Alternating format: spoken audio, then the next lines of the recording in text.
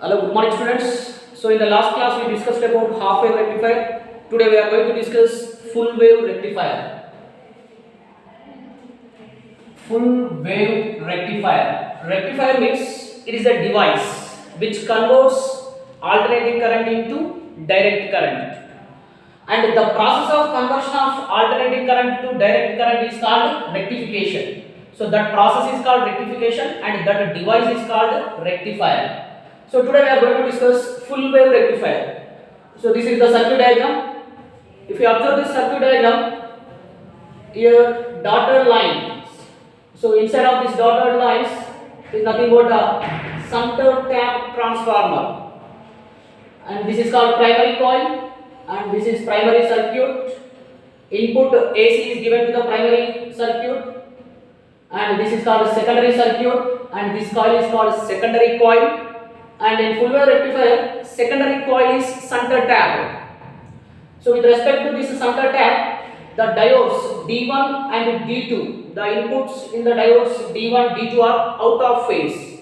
So out of phase means, if you observe this diagram, this is the input waveform at diode D1 and this is the input waveform at diode D2. When you observe these two diagrams, here first one we can observe the positive cycle, next negative cycle, positive cycle, negative cycle. So first we started with the positive cycle at diode D1, and similarly when you observe the diode D2, that is at point B, so the first cycle is negative cycle, next positive cycle, negative cycle, positive cycle. So when you observe these two diagrams, the waves are out of phase. So here first case is positive cycle, and at same position for the diode D2 is negative cycle. So for diode D1 as positive cycle, then at the same position diode D2 has negative cycle. That means the waveforms are out of phase. So with respect to center tap C, the inputs of diodes D1 and D2 are out of phase, and this is load resistance. So these are represents diode symbols, and this is called p-type semiconductor and this is called n-type semiconductor. Here also this is called p-type semiconductor and this is n-type semiconductor. That means in full wave rectifier we use two p-n junction diodes. One p-n junction diode is D1 and another p-n junction diode is D2. And the working is, here this one represents alternating current. So this alternating current is going to be rectified to DC current. So that AC alternating current is given to the primary coil of the transformer. Then secondary coil is center tap. So with respect to center tap C, the inputs of the alternating current at diodes D1 and D2 are out of phase.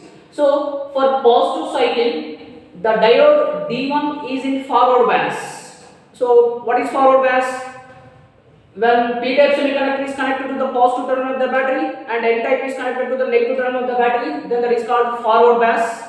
And the reverse bias means p-type semiconductor is connected to negative terminal of the battery and n-type semiconductor is connected to positive terminal of the battery. That is called reverse bias. Forward bias means P to P and reverse bias means N to N. So P to P means p-type semiconductor is connected to positive terminal of the battery, and n-type semiconductor is connected to negative terminal of the battery, P to P and N to N. So that combination is called forward bias.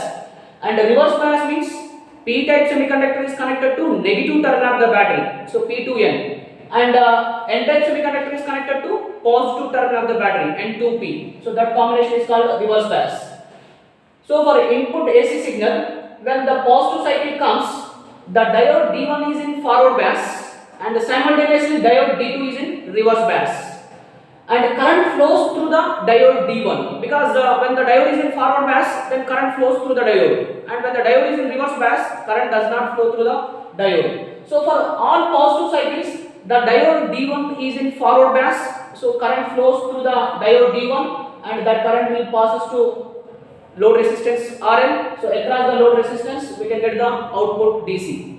And similarly, when the negative cycle comes, then the diode D2 is in forward bias, then simultaneously diode D1 is in reverse bias. So in that case, current flows through the diode D2 and that current will be taken across the load resistance RL as DC, direct current. So that means for all positive cycles of input AC, the diode D1 is in forward bias and the output is taken across the load resistance RL, and for all negative cycles the diode D2 is in forward bias, then the current is taken across the load resistance as DC current. So in this way all positive and negative cycles of AC are converted into DC. So that's why it is called full wave rectifier. So you can observe the output here.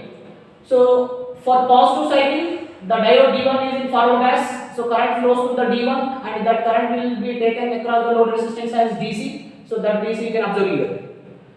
And similarly, in the negative cycle, the diode D2 is in forward bias.